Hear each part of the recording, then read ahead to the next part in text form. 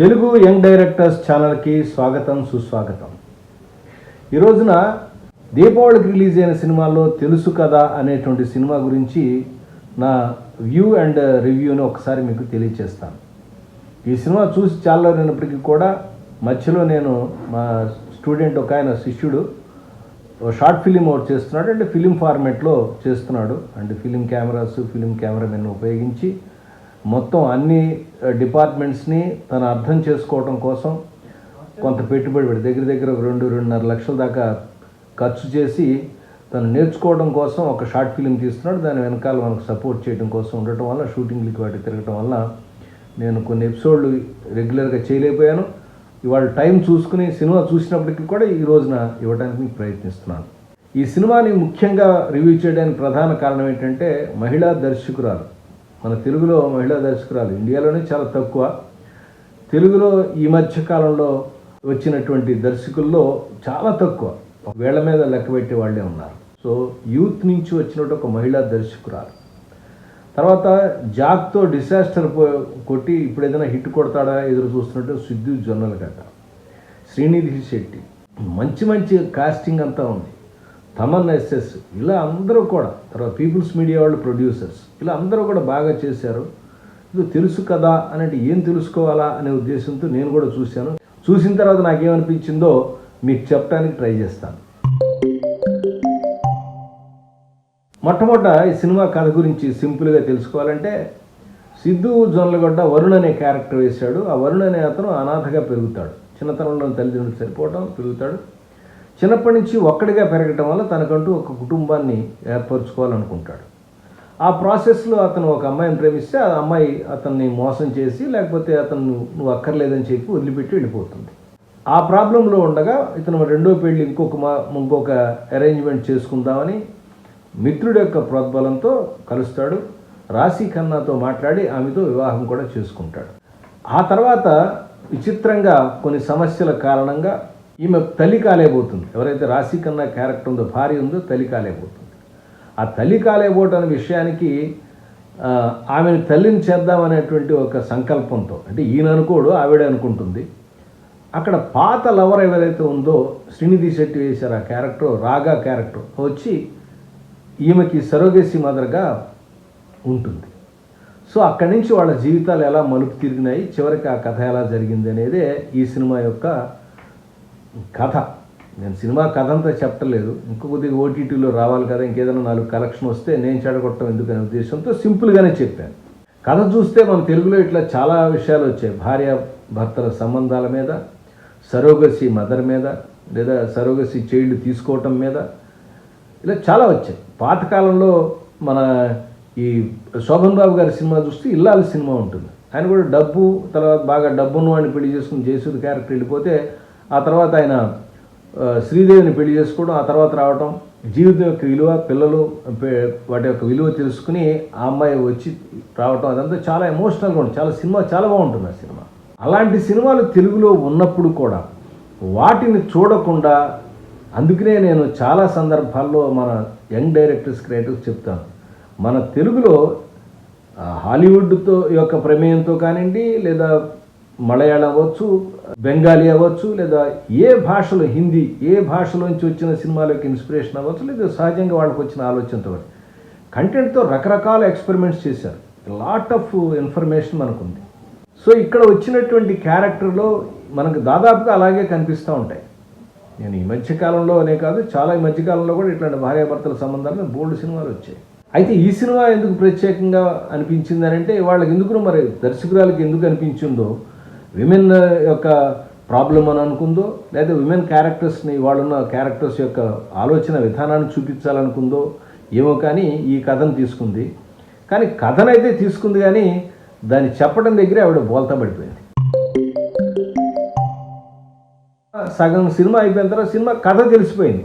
కథ మీకు తెలుసు, నాకు తెలుసు, పాత్రలకు కూడా తెలుసు. తర్వాత ఫ్లాష్ బ్యాక్లో ఏం జరిగిందని మాకెందుకు. ఇంకా సినిమా కథ విషయంలో ఒక్క విషయాన్ని అందరూ గుర్తుపెట్టుకోవాల్సిన అంశం, సస్పెన్స్ అనేది పాత్రలుగా లేదా ప్రేక్షకులుగా.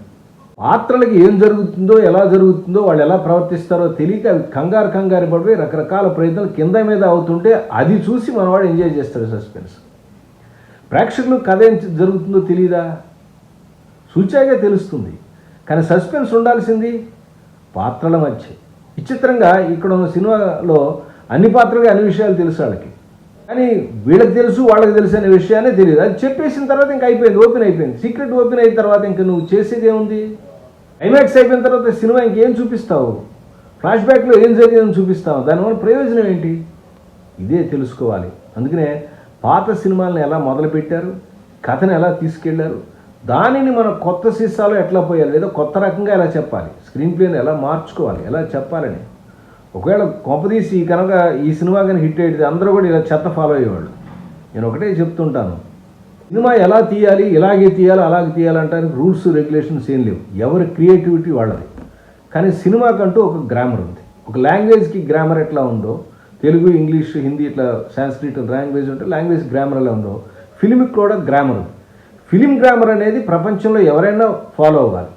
క్రియేటివ్ పాయింట్ ఆఫ్ వ్యూలో నాకు గ్రామరే అక్కర్లేదు, ఇష్టం చేస్తాననేస్తే పిచ్చి పిచ్చిగా తెస్తే ఇలాంటి కథలే వస్తాయి. జనాలు ఏమాత్రం ఆలోచించకుండా ఇలా తీసి పక్కన పడేస్తారు సినిమాని. మీరు ఎంత కష్టపడ్డారు, దానిలో కెమెరా ఎలా ఉంది, లేదా లైటింగ్ ఎలా ఉంది, ఆర్టిస్టుల పెర్ఫార్మెన్స్ ఎలా ఉంది, కామెడీ ఉందా, సెంటిమెంట్ ఉందా, అది ఉందా, ఇది ఉందా, ఇవన్నీ మనం చెప్పుకోవడానికి, డిస్కస్ చేయడానికి పనికొస్తాయి. కానీ ప్రేక్షకుడి జేబులోంచి డబ్బులు తెచ్చేందుకు ఎందుకు ఉపయోగపడం.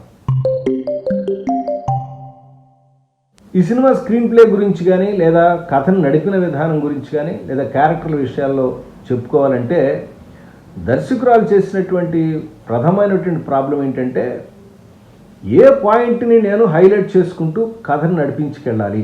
హీరో క్యారెక్టర్తో స్టార్ట్ చేసింది, హీరో క్యారెక్టర్ కథ చెప్పాలనుకుంటున్నావు. ఏ క్యారెక్టర్ పాయింట్ ఆఫ్ వ్యూలో చెప్పాలనుకున్నావు, అంటే ఏ పాయింట్ని హైలైట్ చేయాలనుకుంటున్నావు? ఇక్కడ కన్ఫ్యూజన్ వచ్చింది. ఈ కన్ఫ్యూజన్ వల్ల ఏమవుతుందంటే ప్రతి పాత్ర గురించి వాళ్ళు ఎమోషనల్గా డిస్కషన్స్, ఒక సందర్భంలో డిస్కషన్స్ వింటుంటే చూడటానికి బాగానే ఉంటాయి, బోర్ కొడుతుంది. రెండోది, చెప్పిన పాయింట్నే మాటి మాటికి చెప్పటం, చెప్పిన విషయాన్ని డిస్కస్ చేసుకుంటూ కూర్చోవటం, ఇలా రిపిటేటివ్గా ఉండటం. కంటెంట్ రిపిటేటివ్గా ఉందో, కొన్ని సందర్భాల్లో షార్ట్స్ కూడా రిపిటేటివ్గా అనిపిస్తూ ఉంటాయి. ఇది కూడా ఒక ప్రధానమైన లోపం. ప్రధాన పాత్ర అనేది తన కుటుంబం ఏర్పడాలి అని అనుకుంది, దానికోసం ప్రయత్నిస్తుంది. అది కదా కథ. ప్రేక్షకుల్ని చీట్ చేస్తామా, వీళ్ళకి తెలియదు అంటే చాలా సస్పెన్స్ ఉందనే. ఒక సినిమా కథ గురించి మీరు చూసిన తర్వాత బాగా అర్థమవుతుంది, అర్థం చేసుకోండి.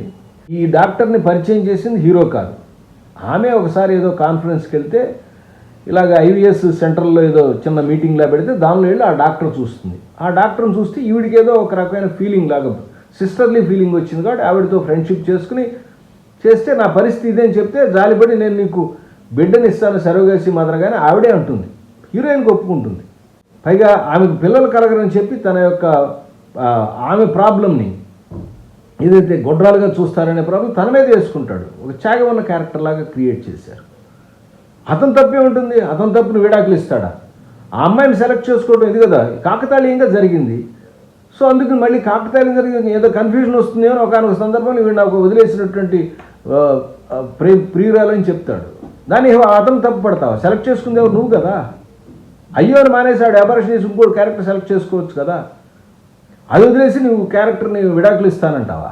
సరైనటువంటి ఆలోచన క్యారెక్టర్లు నిర్మాణంలో కానీ కొంచెం ఆలోచించలేదు. అందుకనే ప్రేక్షకులకి పట్టలేదు. మీరు ఏం చెప్పాలనుకునే పాయింట్ అనేది క్లియర్గా ఉండాలి. ఒకసారి కథ అయిపోయింది, బిడ్డ పుట్టింది, చేతిలోకి వచ్చింది, అందరూ హ్యాపీ, అన్నపూర్ణమ్మ గారి క్యారెక్టర్ ద్వారా చెప్పించేశారు. నీకు ఇలాంటి భర్త దొరకటం తప్పు నీలో పెట్టుకుని అతను మగవాళ్ళు ఇంతమంది బంధువుల మధ్య వాడు అల్లరైపోతుంటే కూడా భరించాడు, ఇంతకన్నా గొప్ప మగవాడు దొరకడని చెప్పి అమ్మాయితో కళ్ళు తెరిపించేశాడు. అయిపోయింది. బిడ్డను తీసుకుని అందరూ చేతిలో చేయిలో కలుపుకున్నారు. ఇంకా సినిమా ఏముంది? అంతకుముందు ఎవరు కలిశారు ఏంటని చెప్పటమా? అది చిన్న ఫ్లాష్ కట్లో బిగినింగ్లో వేస్తే అయిపోయాయి. దానికి ఒక 20 నిమిషాలు సినిమా. ఎవరు చూస్తారా సినిమాని? సినిమా కథ అయిపోయిన తర్వాత ఎవరు చూస్తారు? Climax, what is then objective of it? So పాత్రలకి సరైనటువంటి గోల్ ఏర్పరచకపోవటం, పాత్రని తీర్చిదిద్దే విషయంలో చాలా లోపాలు ఉండటం, ఇవన్నీ కూడా మనకి చక్కగా ఇన్ని కోట్లు పెట్టి మనకి నేర్చుకోవడానికి తయారు చేశారు. మీరు చూడండి, మీరు కూడా సినిమా చూసి మీ అభిప్రాయాన్ని నాకు కూడా తెలియచేయండి.